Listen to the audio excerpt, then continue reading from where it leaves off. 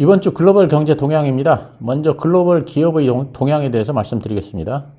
그 웨드부시의 댄 아이브스는 머스크가 이번 대선의 가장 큰 승자라면서 테슬라의 목표가를 $400로 제시했습니다. 그는 그 트럼프의 전기차에 대한 부정적 인식은 전기차 산업에는 부정적이겠지만 테슬라보다는 경쟁사에 더 큰 타격을 줄 것이다 라고 했고, 규제 완화에 의한 그 FSD의 패스트 트랙 가능성을 예상했습니다.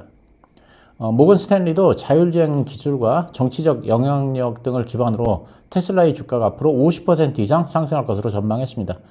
비즈니스 인사이더에 따르면 그 모건 스탠리 애널리스트들은 가장 낙관적인 시나리오에서 테슬라의 주가가 $500까지 치솟을 것이라며 이같이 내다봤습니다.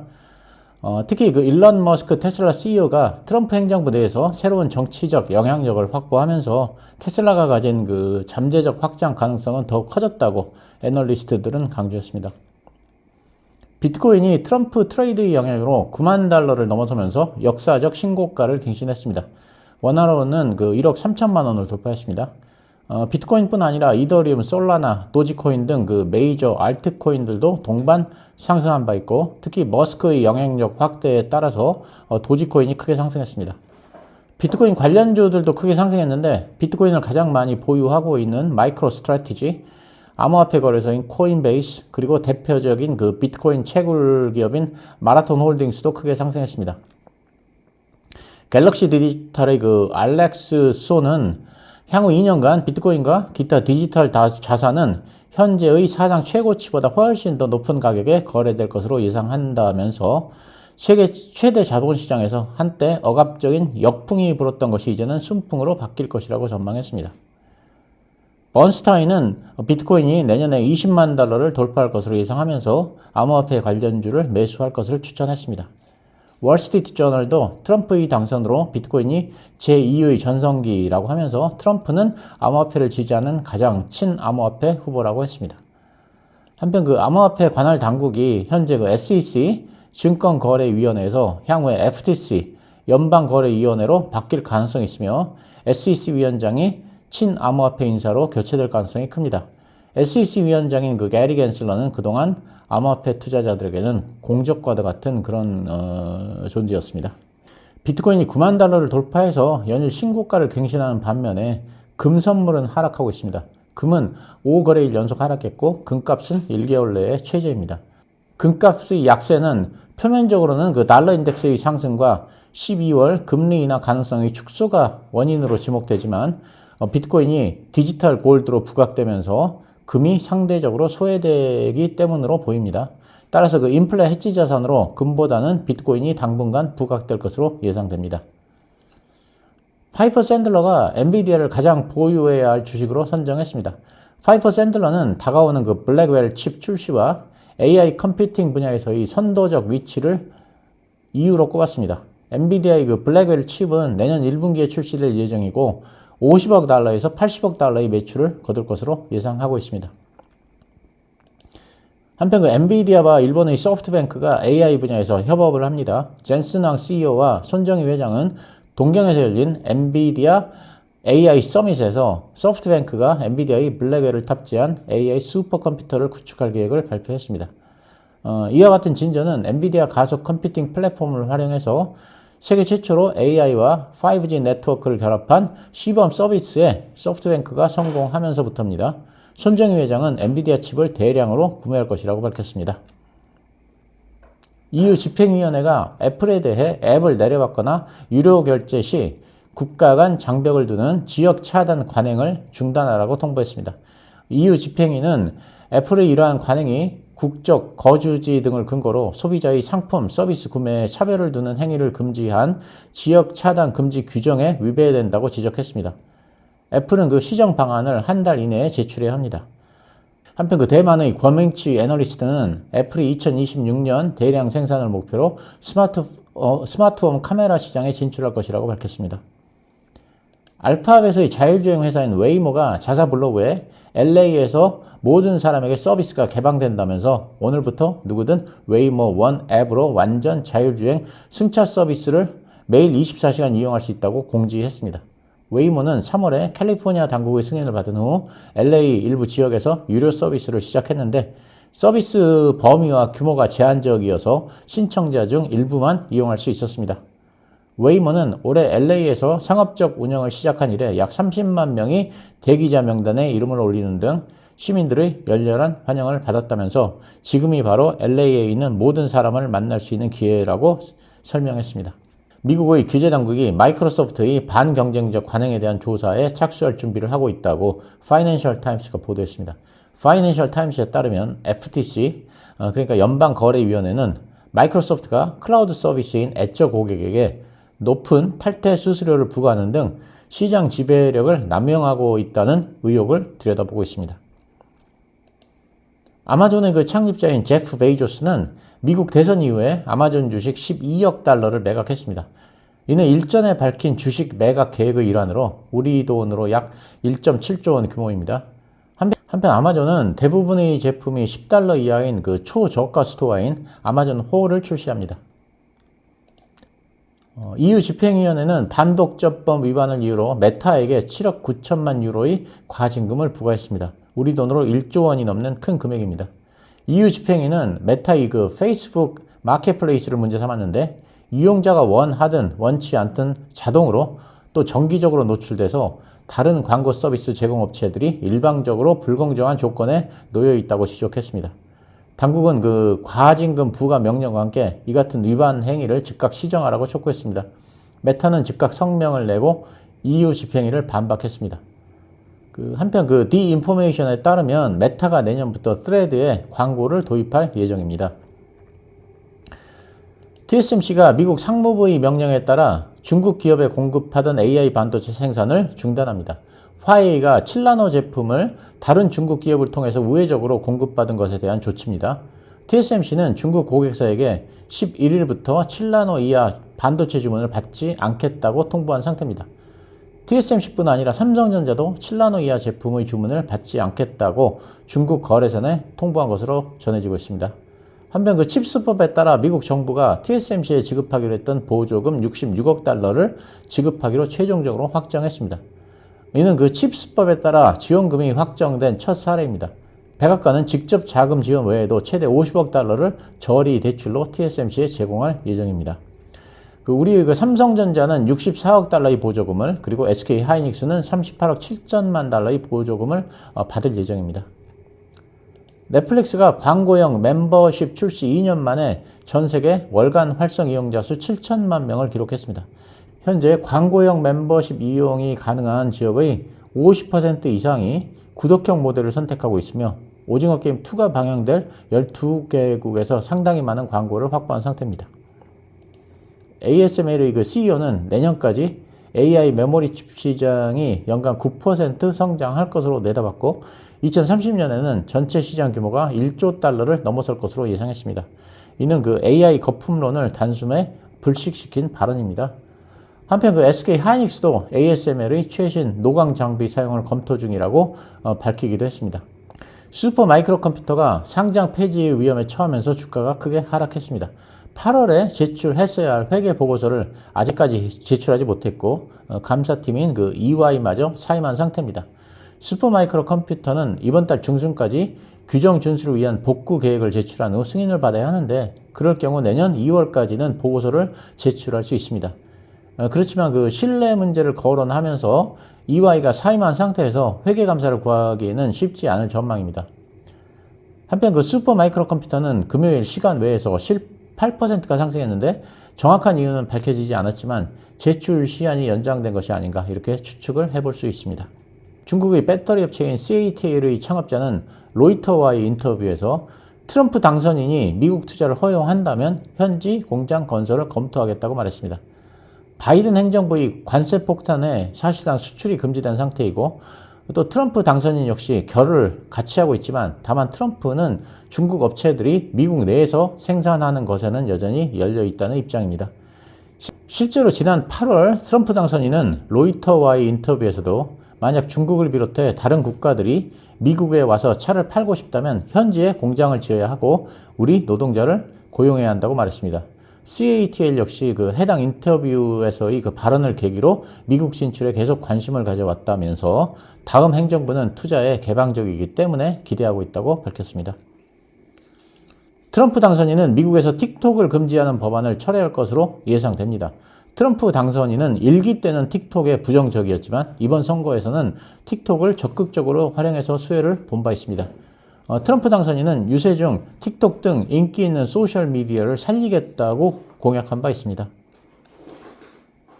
골드만삭스는 해치펀드들이 대선 이후에 은행 및 금융주를 3년 만에 최대로 편입하고 동시에 신재생에너지의 매도 포지션을 늘리고 있다고 말했습니다.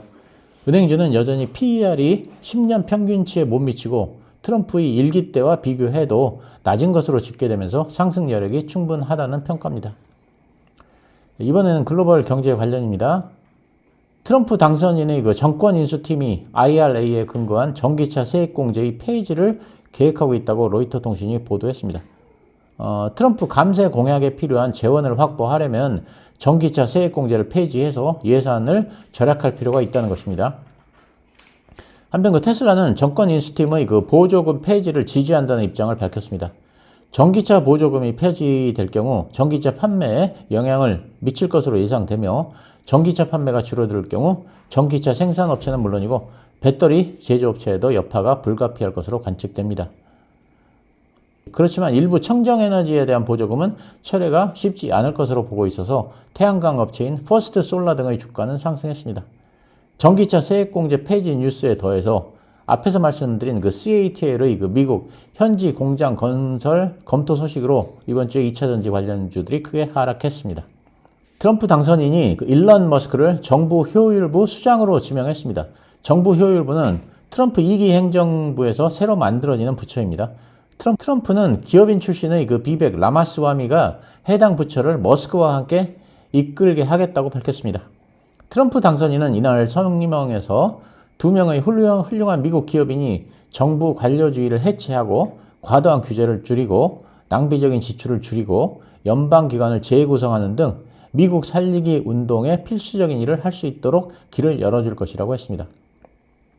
한편 그 일론 머스크는 정부 효율부의 수장으로 지명된 후 X에 연방기관은 99개면 충분하고도 남는다는 게시물을 올렸습니다. 정부 효율부의 그 업무와 관련된 자신의 그 짧은 인터뷰 영상을 끌어와서 연방기관이 428개나 필요한가?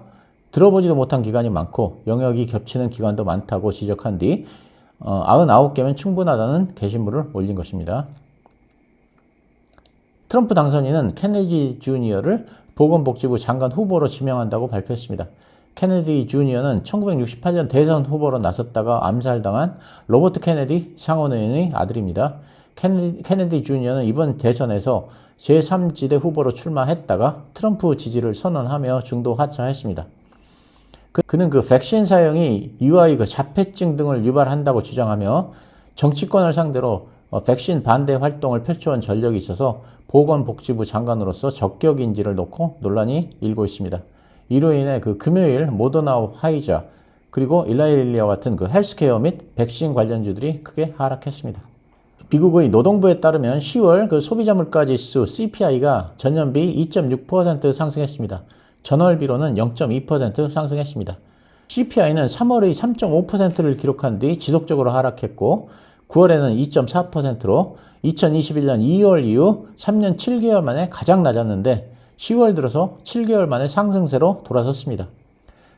변동성이 큰 식품과 에너지를 제외한 근원 CPI는 전년비 3.3% 상승했는데 이는 9월과 같은 수준입니다. 전월비로는 0.3% 상승했습니다. CPI와 근원 CPI는 모두 예상치에 부합하는 수치입니다. 노동부는 지난달 CPI는 주거비와 식품이 주요 상승 요인이고 에너지 가격이 크게 감소한 것이 특징이라고 했습니다. 무디스는 주택 부족은 인플레이션을 완전히 잠재우는데 가장 큰 걸림돌이지만 원유 가격이 구제책이라고 했고 블룸버그는 아직은 인플레이션을 끌어올릴 징후는 없다 하면서 12월 금리를 동결할 이유는 없다고 말했습니다. 미국의 그 10월 생산자 물가지수 PPI가 전년비 2.4% 상승해서 예상을 소폭 상회했습니다. 직전월의 1.9% 상승에 비하면 비교적 큰 폭의 상승입니다. 전월비로는 0.2% 상승해서 예상에 부합했습니다. 근원 PPI는 전월비 0.3%가 올라 전문가 예상치인 0.2%를 소폭 웃돌았습니다. 전년비로는 3.5%가 상승했습니다. 특히 서비스 인플레이션이 상승을 주도했고 식품 가격은 1.7%가 상승한 반면에 에너지 가격은 8.6% 하락했습니다. 10월 들어 CPI 상승률이 둔화세를 멈춘 가운데 PPI마저 서비스 물가를 중심으로 상승률이 다시 오르면서 미국의 인플레이션 둔화세가 지속될 것인지에 대한 의구심도 커지고 있습니다. 캐피탈 이코노미스트는 이번 주 나온 물가 지표들은 인플레이션 압력이 연준이 예상했던 것보다 강하다는 것을 보여준다라고 평가했습니다. 미국 노동부에 따르면 지난주 신규 실업수당 청구 건수는 직전주 대비 4,000건 줄어든 21만 7천 건으로 집계됐습니다. 이는 지난 5월 이후 가장 낮은 수준이고 예상치인 22만 4천 건보다 7천 건이 밑돌았습니다. 최소 2주 이상 실업수당을 청구하는 계속 실업수당 청구 건수는 187만 3천 건을 기록했습니다. 직전주의 188만 4천 건과 전망치인 188만 건을 모두 하회했습니다. 그래서 고용시장이 원활하게 돌아가고 있다는 분석이 나오면서 최근에 비농업 고용 일자리 지표가 허리케인과 보잉의 파업 여파로 왜곡됐다는 평가입니다. 지난 몇 주간 실업수당 청구 건수는 허리케인 피해와 보잉 파업 여파로 증가했었습니다. 뉴욕 연은의 1년 기대 인플레가 2.9%로 나타나는데 전달보다 0.1% 하락했고 4년 내 최저입니다. 3년 기대 인플레이션은 2.7%에서 2.5%로 하락했는데 이는 3개월 만에 하락입니다. 5년 기대 인플레이션은 2.8%로 전월 대비 0.1% 낮아졌습니다. 이제 미국의 소비자들은 인플레이션이 완화될 것이라는 자신감을 보여주고 있습니다. 특히 빚을 제때 못 갚을 위험에 대한 미국 소비자들의 우려가 5개월 만에 처음으로 낮아진 것은 좋은 소식입니다. 뉴욕 연은이 발표한 10월 소비자 기대조사 결과에 따르면 향후 3개월 동안 최소 부채 상환을 못할 가능성에 대한 평균 인식은 14.9%로 전월 대비 0.3%가 하락했습니다. 파월 연준 의장은 댈러스 연은 주최 행사에 참석해서 미국 경제는 강하기 때문에 성급한 금리 인하는 필요 없다면서 매파적인 입장을 나타냈습니다.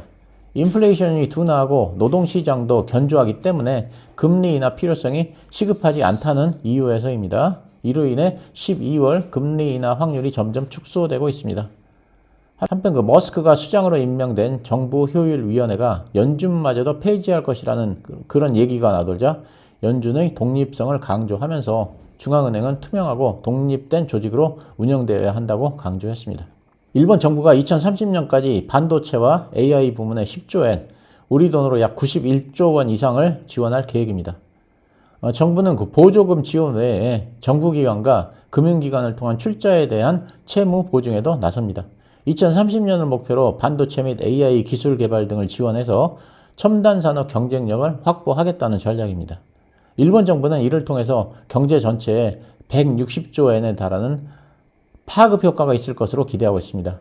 이시바 총리는 TSMC와 같은 공장을 설립해 지역 활성화를 일으키고 싶다고 말했습니다. 일본은행의 10월 의사록 요약본이 공개됐습니다. 미국이 대선 이후 불확실성이 해소되면 금리 인상에 나서야 하며 이때에는 시장에 금리 인상 신호를 미리 줘야 한다고 했습니다. 한편 블룸버그는 일본은행이 금년 12월에 금리를 동결하더라도 1월에는 금리를 인상할 것이라고 예상했습니다. 중국판 블랙 프라이데이인 광군제가 기대에 미치지 못했습니다. 심각한 소비 부진으로 내수시장 침체가 이어지고 있기 때문입니다. 연 5% 성장률 달성을 위해서 중국 정부가 보조금까지 지원했지만 분위기는 뜨뜻미지근합니다. 중국 내 유통업체 간 저가 경쟁이 치열해지면서 대부분의 전자상거래 플랫폼이 사실상 연중 내내 할인 행사를 진행하는 것도 올해 광군제 분위기를 가라앉게 한 요인으로 지목됩니다. 미국 재무부가 한국을 다시 환율 관찰 대상국으로 지정했습니다. 미국 재무부는 14일 의회에 보고한 주요 교역 대상국의 거시 경제 및 환율 정책 반기 보고서에서 중국, 일본, 한국, 싱가포르, 대만, 베트남, 독일 등 7개국을 환율 관찰 대상국으로 지정했습니다. 우리나라는 2016년 4월 이후 7년여 만인 2023년 11월 환율 관찰 대상국에서 빠졌고 지난 6월 보고서에서도 제외됐지만 이번에 다시 포함됐습니다. 이렇게 이번 주 글로벌 경제와 증시에 대해서 간략하게 정리해 봤습니다. 모두들 편안한 주말 보내시기 바랍니다. 감사합니다.